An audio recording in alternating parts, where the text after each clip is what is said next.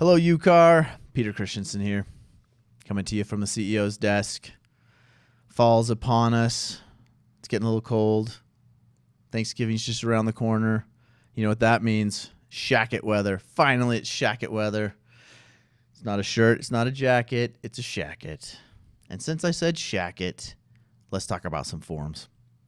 So the UAR Forms Committee recently approved a couple changes.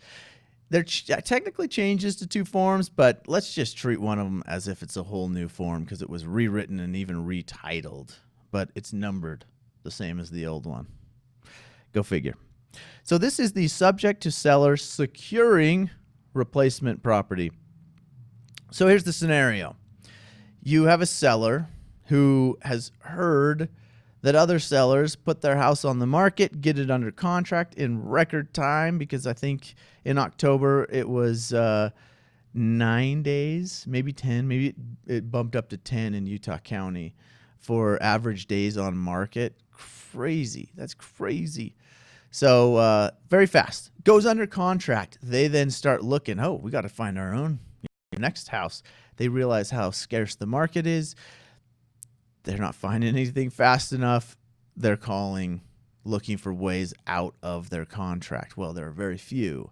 Some are even contemplating breaching the contract because they don't have anywhere to go. So this form, it existed in a different version before, but nobody was using it. Rarely talked about. In 13 years, I don't think I ever had a call on that form, on the old form. So we revamped the new a new version of the form. And so basically, it's supposed to give the seller confidence. And as a listing agent, you can help a seller. So maybe they're a little reluctant saying, I'm not sure. The normal order scares me of putting my home on the market and then looking for a new place. I better go find one first. But if every seller's doing that, we got major inventory problems, right? Because nobody's willing to take a leap and put their home on the market. And that's what we need, is more homes on the market. So this will hopefully give a seller a little confidence to say, okay, I can use this form and protect myself a little. So let's talk about what it does. So in Section A, it basically says this contract, so buyer, this contract with you to sell my home to you, buyer, is conditioned on me entering into a contract to purchase or lease a replacement property and being satisfied with the condition and value and financing of that property by 5 o'clock on whatever date you set. And then seller can remove it at their sole discretion if they want to prior to that deadline. So what it means is, hey, I've got, as a seller, I've got an out, basically, because Section B says seller's right to cancel if seller, in seller's sole discretion, is not satisfied with the replacement property or has not gone under contract for a replacement property.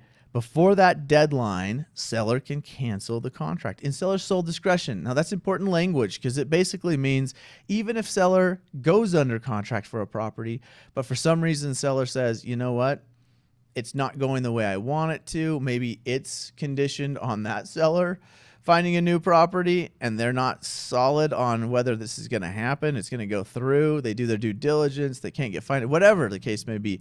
In seller's sole discretion, even if they're under contract, they can back out of the sale of their home to the buyer because they're not satisfied with their contract to purchase a home.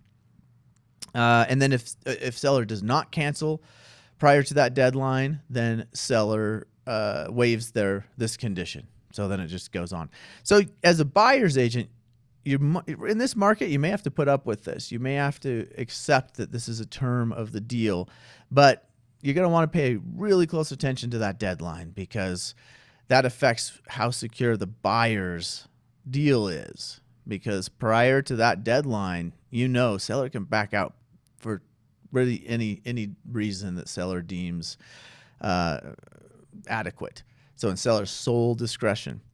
So helpful tool, just be aware of how it works. So buyer, you got to counsel your buyers that, yeah, this means they could back out prior to this deadline. So let's hope everything goes well on their end. and let's keep an open mind and maybe keep looking, because we may lose this deal. But seller also hopefully gives them confidence to say, this buys me a little time to go find, to go shop, to get that, maybe they have a property in mind, maybe they have a deal in mind, but it's not secure yet. And so it should hopefully give them the confidence. So use that great tool in today's market. It just seemed like it needed to be a priority to get this up and running. And so hopefully it's a useful form. The other one I'll just mention quickly was an update to the addendum to the exclusive right to sell and listing agreement. And really it only adds 3 words. So it has or data forms. What it does is basically says, if you're going to amend, say, the price, and you're going to do a data form with your seller, and you're going to change something in the listing, you don't have to have a different form other than the addendum to the exclusive right to sell. You can use that to amend the data form as well. And that's to keep you in harmony with your seller as you change things on the listings, usually price, right? Then you can use that addendum to the exclusive right to sell, and it covers the data form as well.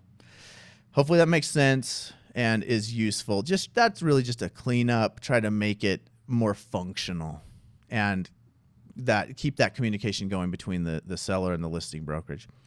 Hopefully these are good changes and useful changes. I know the subject to sell, a seller securing a property, replacement property, that's going to be a very timely one. It's situational. It's not going to work in every market, but it's going to work in this one. And that's why we focused on that to get that done at the Forms Committee.